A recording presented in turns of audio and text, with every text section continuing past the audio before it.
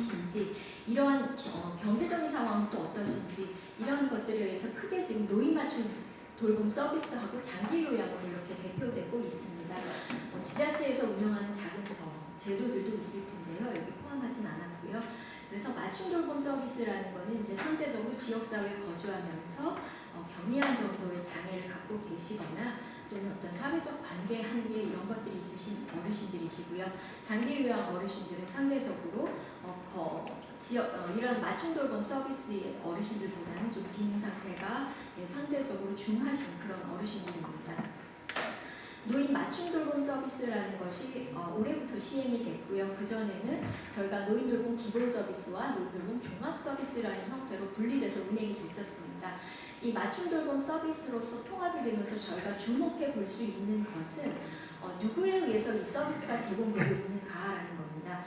그전에 노인 맞춤 돌봄 서비스가 진행이 되기 전에는 노인 돌봄 종합 서비스를 장기 요양을 제공하시는 요양보호사분들께서 같이 제공하실 수가 있었습니다.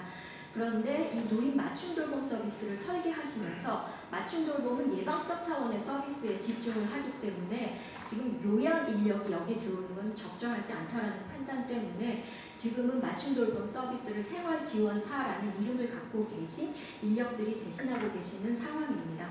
어쨌든 이제 어르신들의 욕구에 따라서 어르신들을 몇 가지 유형으로 분리를 해서 그 욕구에 맞는 서비스를 제공하고자 하는 것이 맞춤 돌봄 서비스의 지향점입니다.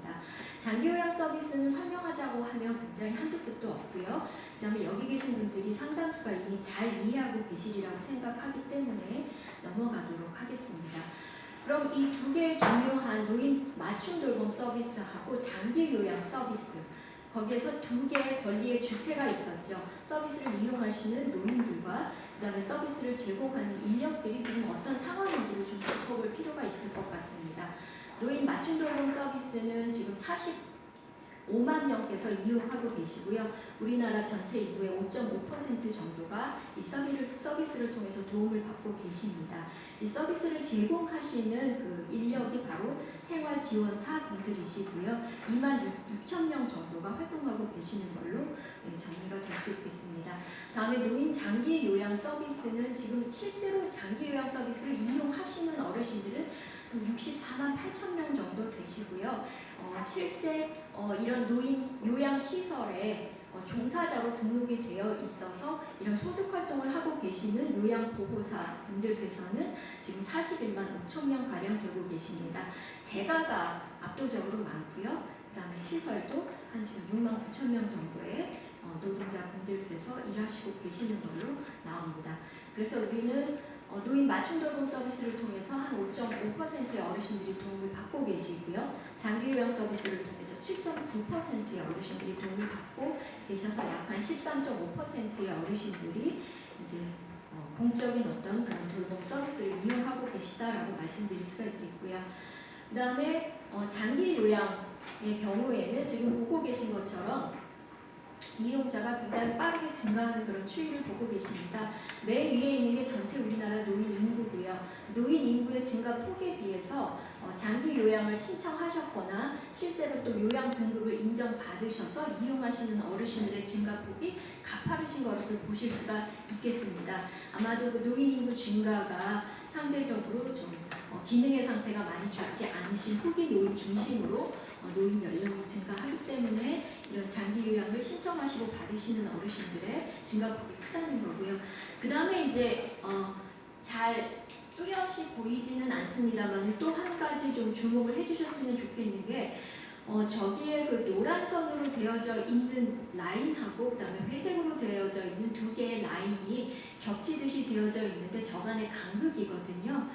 실제로 노인 장기 요양을 이용하실 수 있다고 인정받으신 분들이 회색의 선을 보이고 계시고요.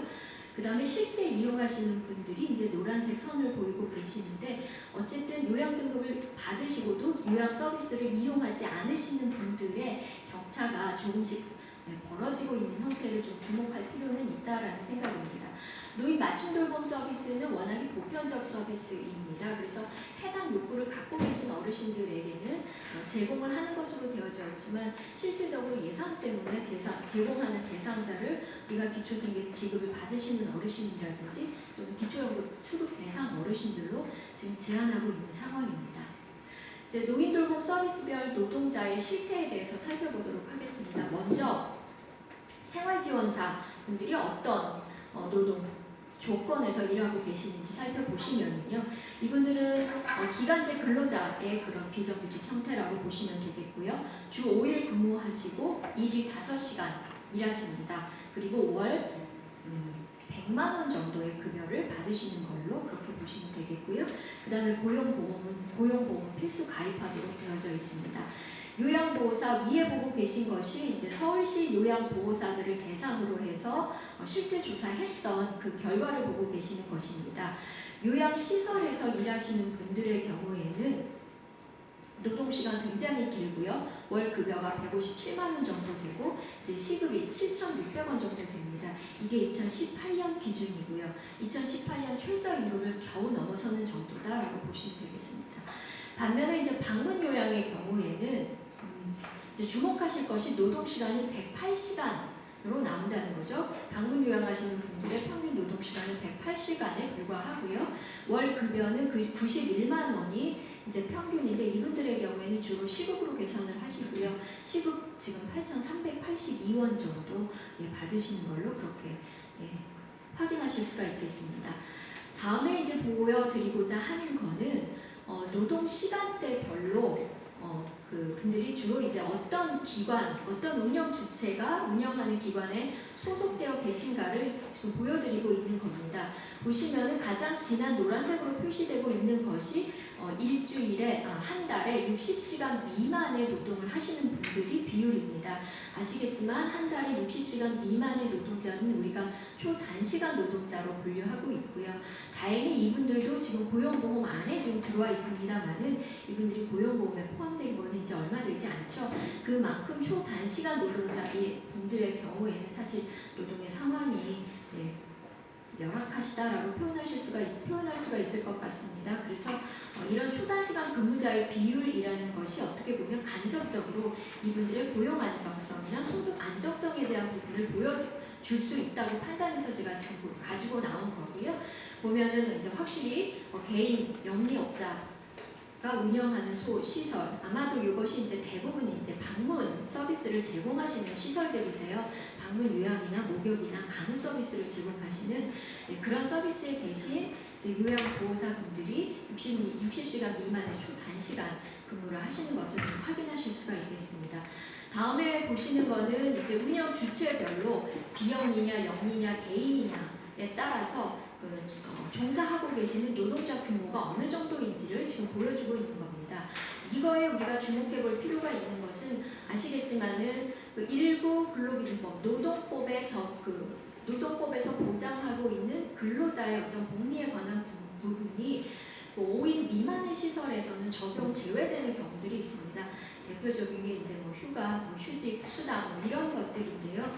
거기 이제 그런 관점에서 보면은 이런 사업장의 규모 역시도 굉장히 밀접하게 노동자의 고용 안정성하고 소득 안정성과 연관이 되어 있는 것으로 볼 수가 있는데요. 이 역시도 아까 말씀드린 그런 이유 때문에 이제 개인이 운영하시는 시설에서 좀 더 높게 나타나는 것들을 확인하실 수가 있습니다.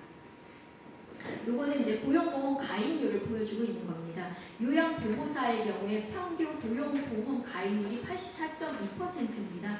그래서 제가 우려했던 것보다는 상대적으로 높게 나오는데요. 이 역시도 개인이 운영하시는 시설에서 고용보험 가입률이 가장 낮은 것을 확인하실 수가 있고요. 당연히 이제 국가나 지방자치단체에서 운영하는 시설의 경우에는 100%의 고용보험 가입률을 보이고 있다는 걸 확인하실 수가 있겠습니다.